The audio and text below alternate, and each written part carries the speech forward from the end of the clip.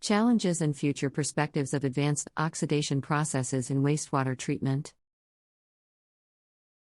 Advanced oxidation processes, OPS, are becoming increasingly significant in wastewater treatment.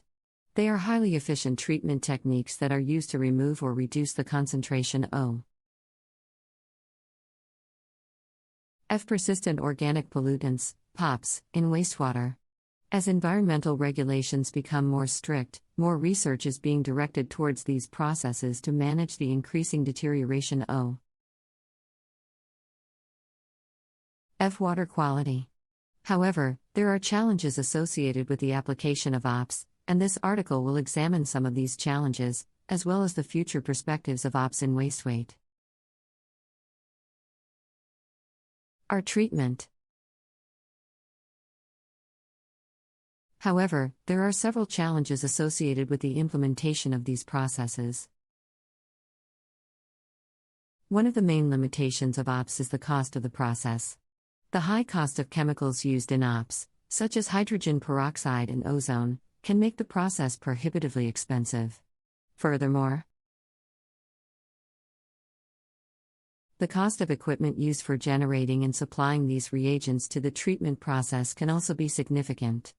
Maintenance and repair of the equipment must also be factored in. Although the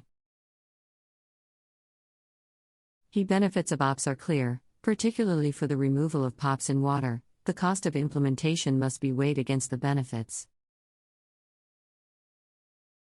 Another challenge associated with OPS is their safety. Some of the reagents used, such as ozone and hydrogen peroxide, can be hazardous to human health and the environment. Adequate safety measures must be taken in order to protect personnel and the environment during handling and operation of the OPS equipment. Proper disposal of hazardous waste generated during the treatment process must be taken care of. The efficiency of the OPS is also of concern. It is important that the processes be developed and optimized to achieve high contaminant removal rates under consideration of the quality of the treat. Effluent produced by the process. Additionally, the lack of knowledge about the mechanisms of OPS is also significant. Although research has been done to understand the processes of OPS, the fundamental mechanisms of OPS are still not very well understood. This inhibits the optimization of OPS as well as the development of new processes. Finally, the lack of regulatory oversight of OPS is also a potential issue. As OPS are being implemented more frequently in wastewater treatment, there is a need for regulatory oversight to ensure that the process is safe and effective. Failure to do this may lead to the release of poorly or inadequately treated wastewater into the environment, which may have harmful effects. The challenges associated with OPS should not deter researchers and practitioners from exploring the potential of these processes in wastewater treatment. There are some ways by which such challenges may be overcome. One key approach is developing better OPS systems that are more cost-effective, more efficient, and safer. OPS systems should be designed based on environmental considerations, which may result in the use of green technologies. For instance, using renewable energy sources, alternatively generated hydrogen peroxide, or utilizing the UV light can yield significant cost-saving benefits. In addition to the development of better OPS systems, there is also a call for more research on the fundamental mechanisms of OPS. Development of knowledge on the process can unlock better design schemes with improved performance. Lastly, regulatory oversight should be in place to ensure the safety and effectiveness of the OPS processes in wastewater treatment. Regulatory measures should be formulated to secure the safe handling and disposal of the toxic reagents used in OPS. Appropriate collaboration should be established with public and private parties, individuals, and organizations who willingly provide critical Automation, share resources, and optimize research. Furthermore, OPS can be used for secondary treatment of biologically treated effluent, as it can effectively remove residual organic pollutants that may cause harm to the environment. OPS may also be employed in water reclamation and reuse projects, as they can effectively destroy various contaminants from wastewater. In industrial wastewater treatment, OPS can be used for the treatment of streams with recalcitrant pollutants, such as pesticides, dyes, and phenolic compounds. OPS can also be used for the treatment of complex mixtures of pollutants that cannot be adequately treated using conventional processes. In the food packaging industry, OPS can be employed for the treatment of wastewater generated during the production of food packaging materials. Looking towards the future, OPS have the potential to be an essential component of the sustainable water supply.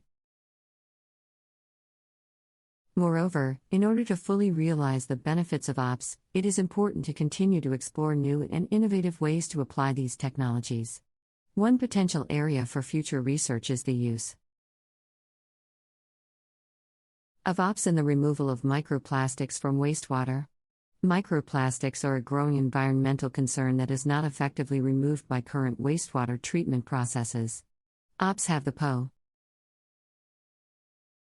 potential to degrade and mineralize microplastics, which could significantly reduce their impact on the environment. OPS can oxidize NPLs to less toxic compounds, and could potentially be used in conjunction with other treatment methods to fully remediate contaminated sites. Another potential area for future research is the application of OPS in the treatment of emerging contaminants, such as per- and polyfluoroalkyl substances, PFAS. PFAS are a group of synthetic chemicals used in a variety of industrial and consumer products, and are known to persist in the environment and accumulate in human and animal tissue. Conventional wastewater treatment processes have limited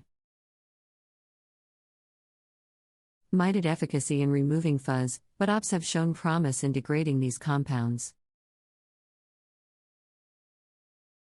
In addition to their potential in wastewater treatment, OPS can also be applied in other industries and areas. For example, OPS can be used for the disinfection of drinking water and the treatment of contaminated soils and sediments. OPS can also be applied in the production of high-value chemicals, such as hydrogen peroxide and ozone, which have a range of industrial applications.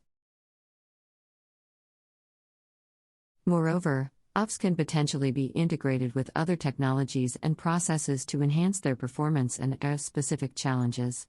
For example, OPS can be combined with membrane filtration tie-in to produce high-quality effluent suitable for water reuse applications. OPS can also be used in combination with biological treatment to enhance the removal of biorefractory pollutants from wastewater.